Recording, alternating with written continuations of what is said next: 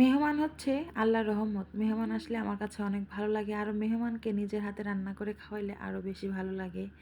আরও যদি হয় ছোট বোন তাহলে তো কোনো কথাই নেই। তো আসসালামু আলাইকুম, সবাই কেমন আছেন?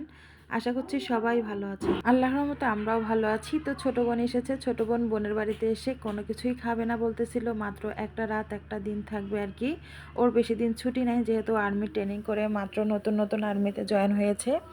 তো যাই হোক, মাত্র 10 দিনের ছুটি। তো কোথাও আমার আম্মা বেড়াইতে বেশি মানা করছে, কারণ আমার মার কাছে মনে হচ্ছিল যে ও মার কাছেই থাকলে মার হয়তো ভালো লাগবে। তারপরে বোনের বাড়িতে একদিন একদিন করে থাকার জন্য আসছে। তো ছোটো বোনের জন্য আর কি কী রান্না করব, ছোটো বোন শুধু বলছিল আমি মাছ মাংস পোলাও কিচ্ছু খাবো না, আমার জন্য শুধু হচ্ছে ভর্তা করো ভর্তা। রাতেও আমি বাদাম ভর্তা বানিয়ে দিয়েছি, টমেটো সালাদ করেছি। তেমন খাই নাই, অল্প একটু খেয়েছি। সকালবেলা এখন কি করব তাই ভাবছিলাম একটুখানি লাউ শাক ভাজি করেছি আর একটু শুটকি ভর্তা করেছি, ভিডিও শুরুতে তো দেখলেন।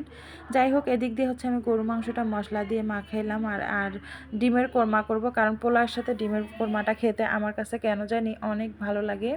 জানি না কার কাছে কেমন লাগে, আমার কাছে কিন্তু অনেক মজা লাগে এবং আমার ননদ ছোট ননদের কাছেও ভালো লাগে। যারা আর কি খায় কোরমা বা হচ্ছে রোস্ট, তাদের কাছে অবশ্যই ভালো লাগবে। তো আমি ডিমটা ভেজে উঠায় রাখিয়ে তারপর হচ্ছে এখানে হচ্ছে ডিমের কোরমা সব মশলা দিয়ে দিলাম। ডিটেলসে আজকে বলবো না কোনো কিছুই, কীভাবে রান্না করলাম আপনারা তো দেখতেই পাচ্ছেন কীভাবে রান্না করছি। আমি আর কি আমার স্টাইলে রান্না করছি, আপনারা হয়তো বা আপনাদের স্টাইলে রান্না করেন। যাই হোক, এই তো আমার ডিমের কোরমাটা রান্না প্রায় হয়ে গিয়েছে। এখন আমি এটাকে নামিয়ে ফেলবো। আর একটু ঝোলটা শুকিয়ে গেলে সাথে উপরে একটু বেরেস্তা দিয়ে দিব আর কি। ডিমের কোরমাটা খেতে সত্যিই অনেক মজা হয়েছিল।